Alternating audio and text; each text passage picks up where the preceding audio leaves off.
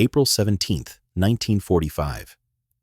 Ravensbrück concentration camp, 80 kilometers north of Berlin.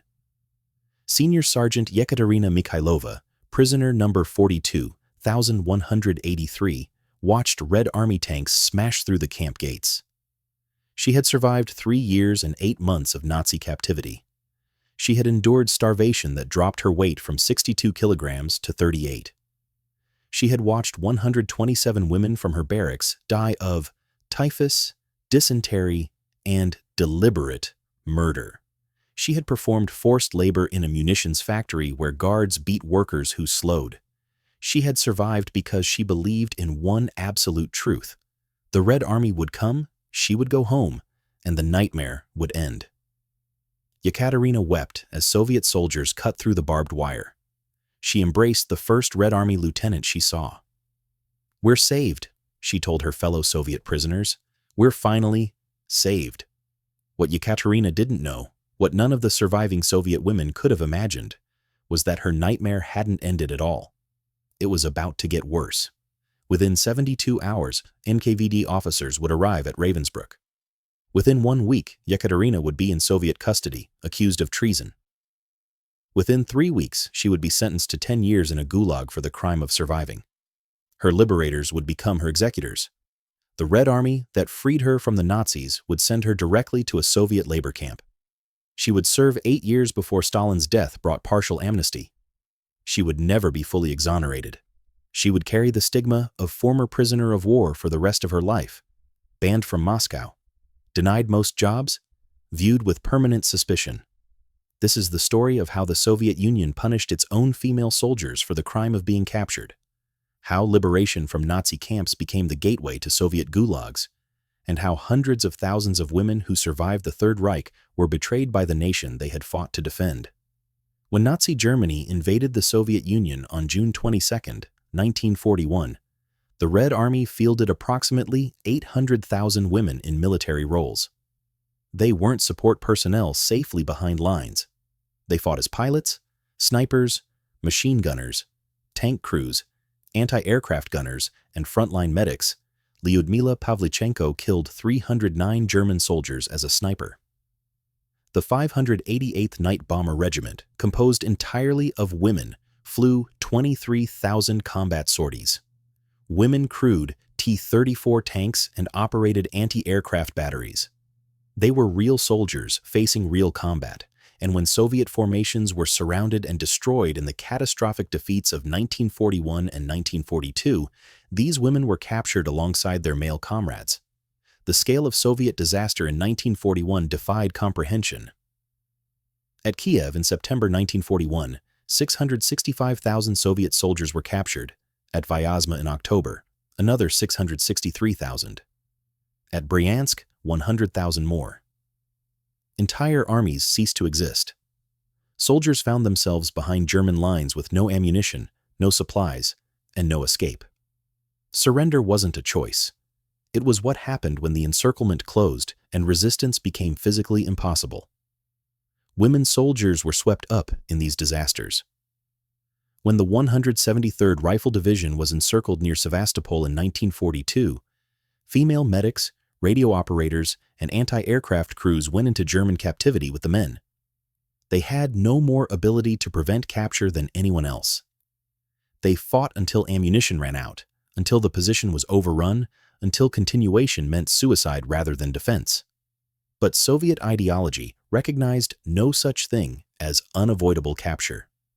On August 16, 1941, less than 2 months into the German invasion, Joseph Stalin issued Order Number 270. The order was absolute. Surrender was treason. Any soldier who allowed themselves to be captured would be considered a deserter and traitor. Officers who surrendered would be exterminated by all possible means. Families of captured officers would be arrested. Families of captured soldiers would lose state allowances. The order declared that anyone who surrendered had torn off his insignia and deserted to the enemy.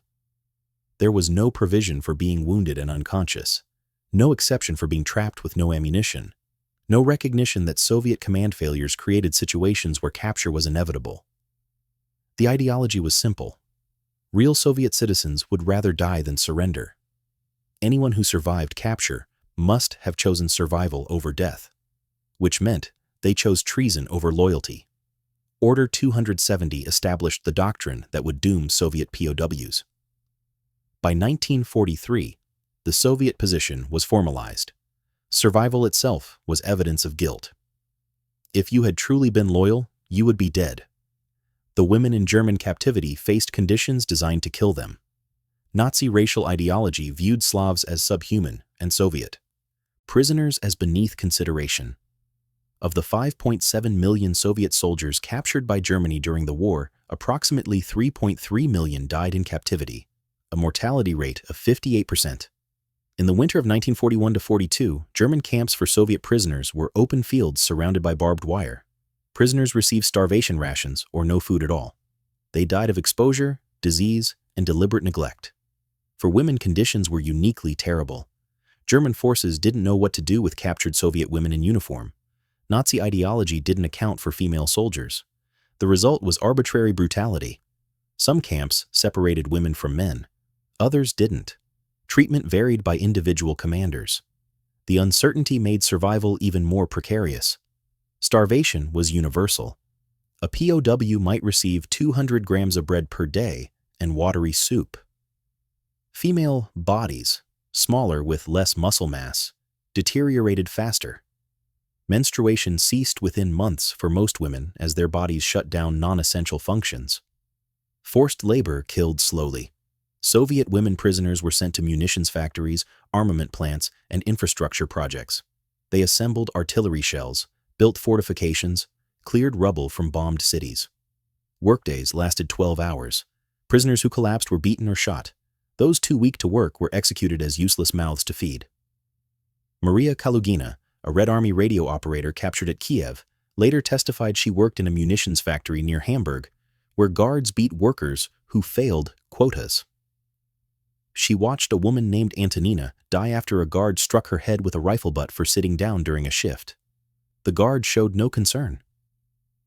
Antonina's body was dragged outside and left with other dead prisoners, collected every 3 days. Female Soviet prisoners also faced systematic sexual violence. German regulations technically prohibited sexual contact between Germans and Slavs under racial laws, but enforcement was inconsistent.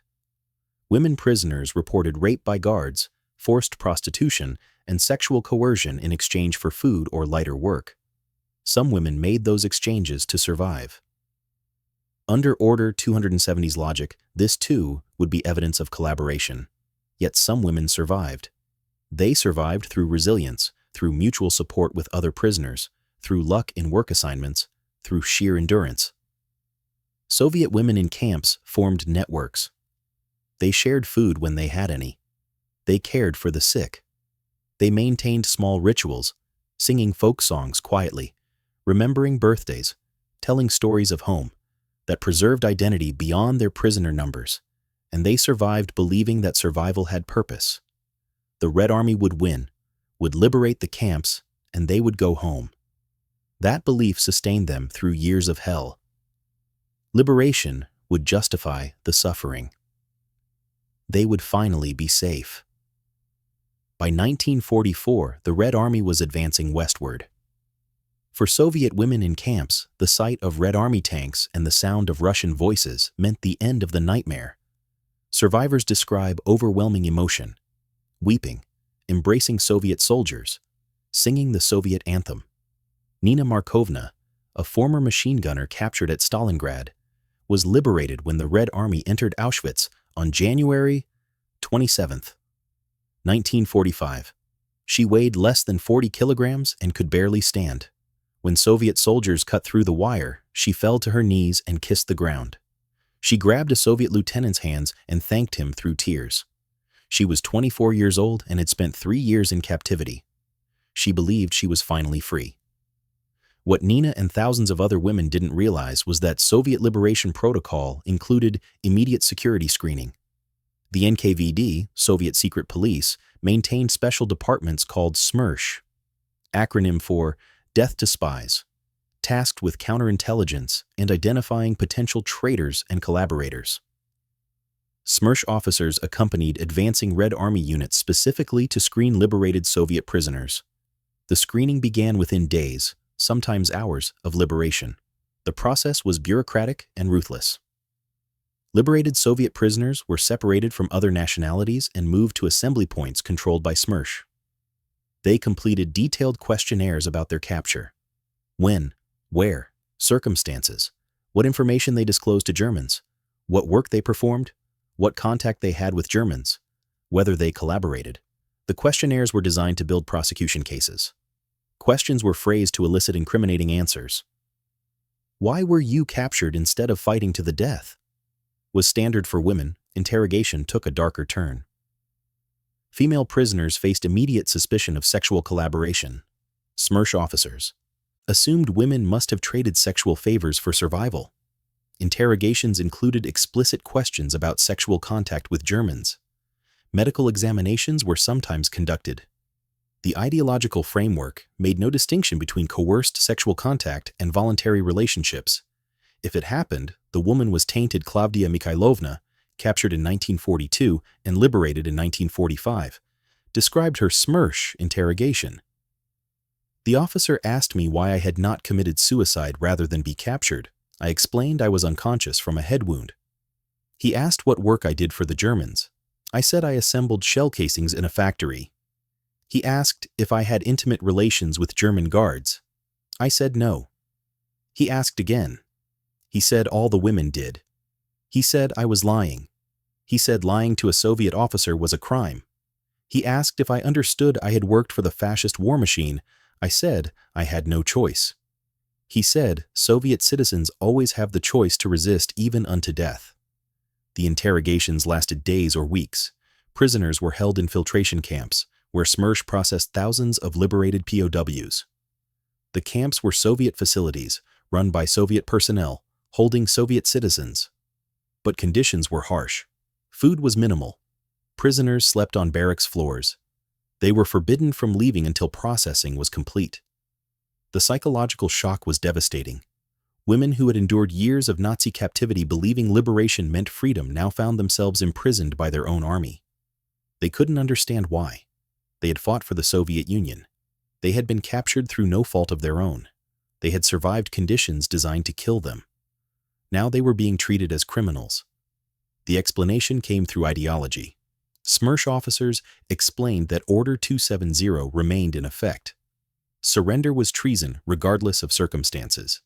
Any prisoner who survived German captivity was automatically suspect. Real Soviet patriots would have died fighting. Anyone who survived must have collaborated, because the Germans wouldn't have kept alive purely resistant prisoners. The logic was circular and unfalsifiable. If you died in captivity, you were potentially a hero. If you survived, you were definitely a traitor. There was no way to prove innocence because survival itself was evidence of guilt.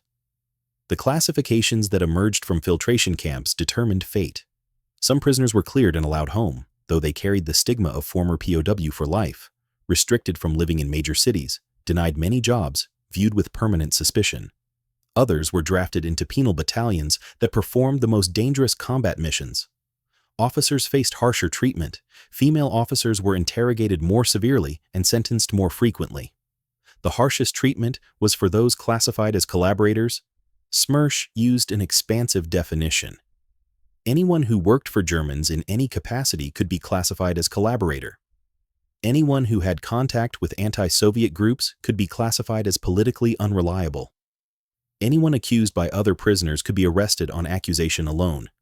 All women who had any sexual contact with Germans, voluntary or forced, were automatically classified as collaborators. The punishment was straightforward: gulag. Sentences ranged from 6 to 25 years of hard labor in Soviet corrective labor camps. Some prisoners were simply executed. Smersh had authority to impose death sentences for treason without trial or appeal. Of approximately 1.8 million Soviet prisoners liberated from German captivity, nearly 1.5 million were sent to filtration camps. Of those, approximately 600,000 were sentenced to gulags or penal battalions. Another 200,000 were executed or died in filtration camps. Only about 600,000 were cleared to return home, and they returned under permanent suspicion. For women, the statistics were worse.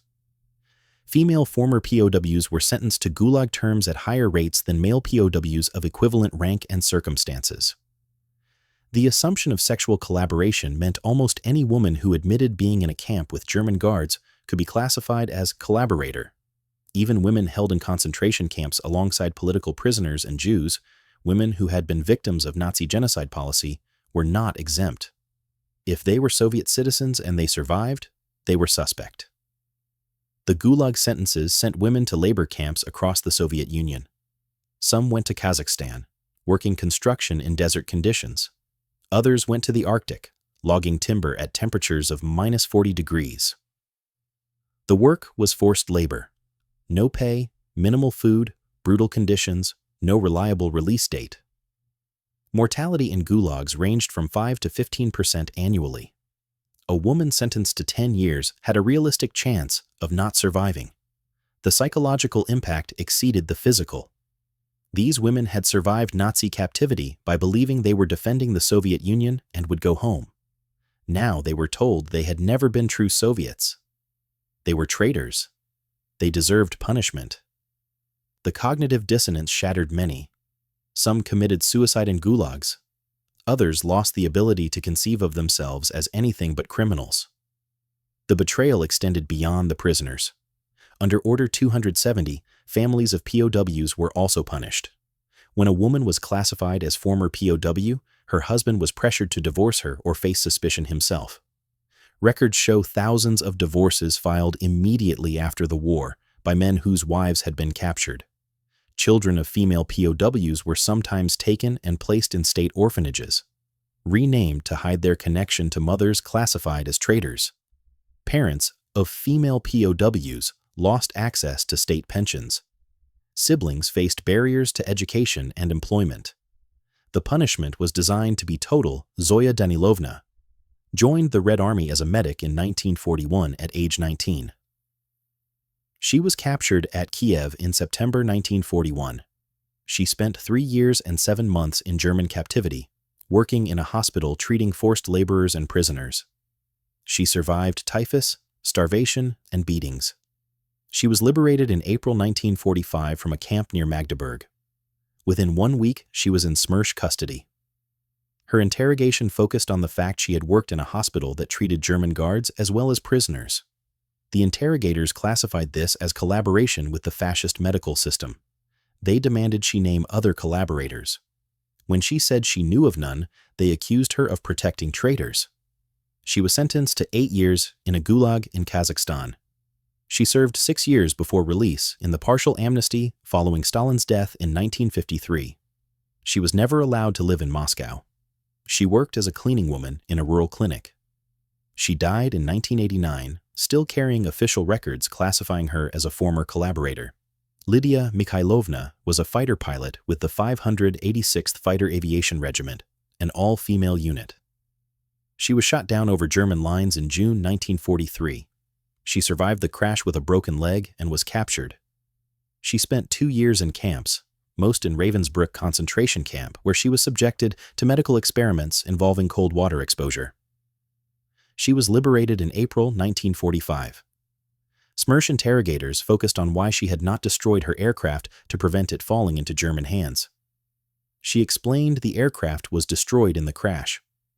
They asked why she hadn't committed suicide. She explained she was unconscious. They asked what intelligence she disclosed. She said nothing of value. They asked what work she performed. She explained she was in a concentration camp and performed only camp labor. They asked about sexual contact with guards. She denied any. She was sentenced to 10 years for desertion and failing to destroy her aircraft. She served 7 years before release. She was stripped of military honors. She was never permitted to fly again. She worked as a factory laborer. She applied for rehabilitation multiple times after Stalin's death. She was partially rehabilitated in 1964, but her military service was never fully recognized. She died in 1987. The pattern was consistent across thousands of cases. Female soldiers, pilots, medics, radio operators, snipers, women who had served the Red Army in combat, who had been captured through no fault of their own, who had survived conditions designed to exterminate them, were treated as criminals by the Soviet state. Stalin's paranoia about contamination by Western ideas reinforced the policy. Prisoners who had been in German-occupied territory had been exposed to non-Soviet perspectives. They had seen that Germans, while brutal, were human beings rather than ideological monsters. They had interacted with prisoners from other nations. This made them ideologically unreliable. Stalin feared returning POWs would spread dissent or question Soviet propaganda. These questions were dangerous. Easier to classify questioners as traitors than permit questioning. The silence imposed on survivors was total. Women released from gulags in the 1950s were forbidden from discussing their imprisonment. They signed documents acknowledging that disclosure could result in rearrest. They were internal exiles, forbidden from returning to hometowns, required to report to police, denied passports for travel. They lived under permanent suspicion. Neighbors who learned of their past shunned them. Employers who discovered their records fired them. The Soviet state had branded them traitors, and the brand was permanent. This silence lasted for decades. Through the 1950s, 60s, 70s, and into the 80s, the fate of Soviet POWs couldn't be discussed. Official histories ignored them or mentioned them only as victims of fascist brutality, never acknowledging survivors were then punished by the Soviet state. Only in the late 1980s, during Mikhail Gorbachev's glasnost policy, did survivors begin speaking publicly. Journalists published interviews with women who had survived both Nazi camps and Soviet gulags. Historians gained access to sealed archives documenting the filtration camp system. The Soviet government began rehabilitation, formally clearing some former POWs of their criminal classifications. The scale of betrayal became clear through archival research. Approximately 5.7 million Soviet soldiers were captured by Germany. Of these, 1.8 million survived to liberation. Of survivors, approximately 600,000 were sent to gulags or executed by Soviet authorities. Between 1944 and 1946, the Soviet state processed 5,457,856 repatriated Soviet citizens through filtration camps. Of former POWs processed, 283,068 were transferred to gulag camps.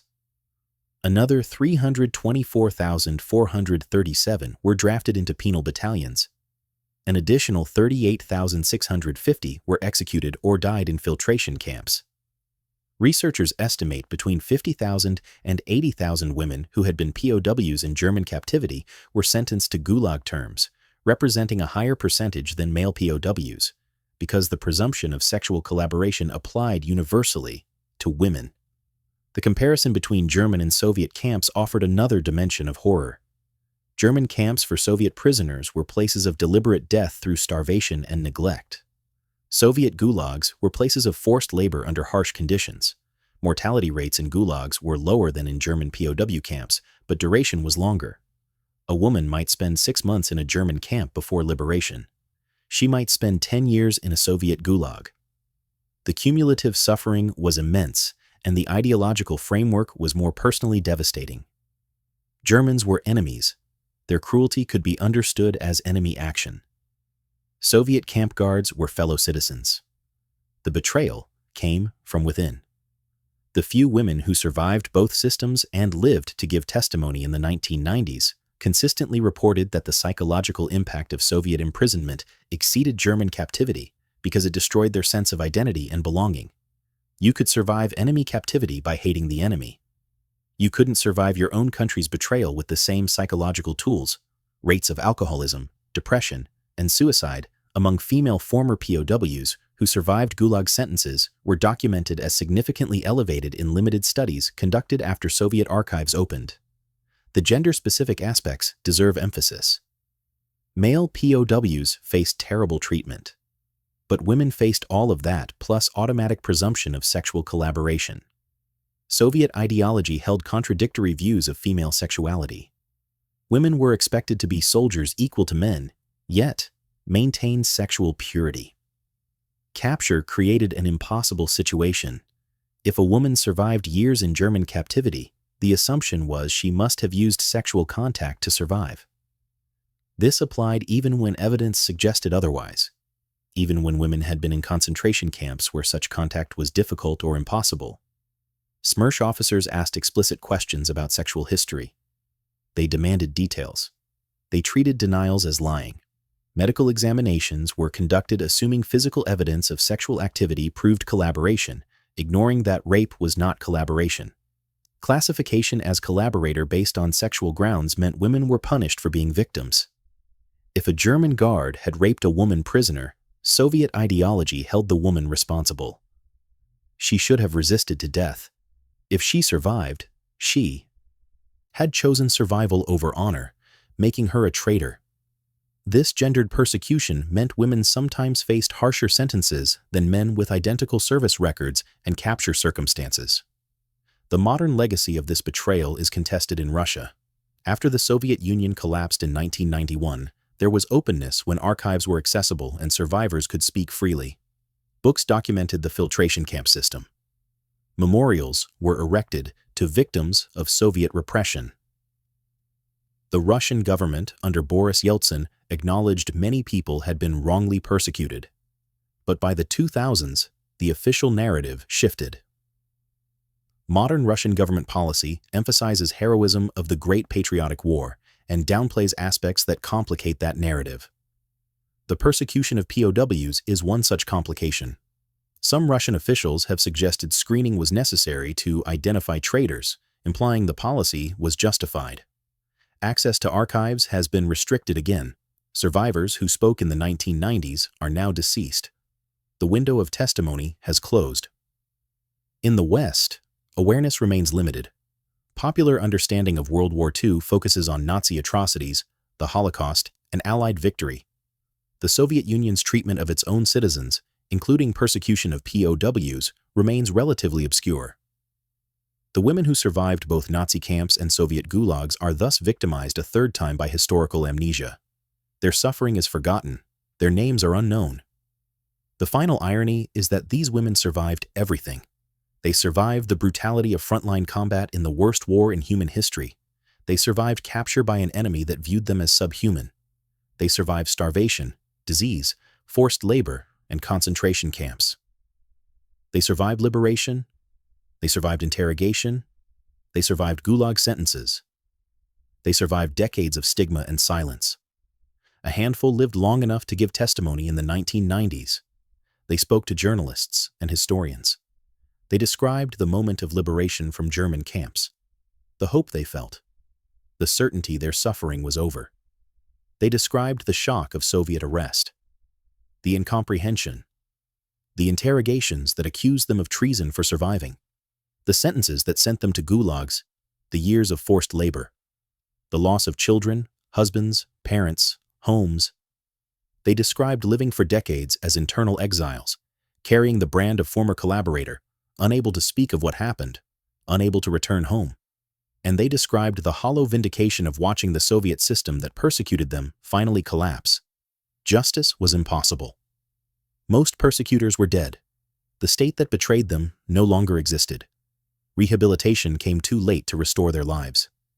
They died in poverty, in obscurity, knowing history would likely forget them.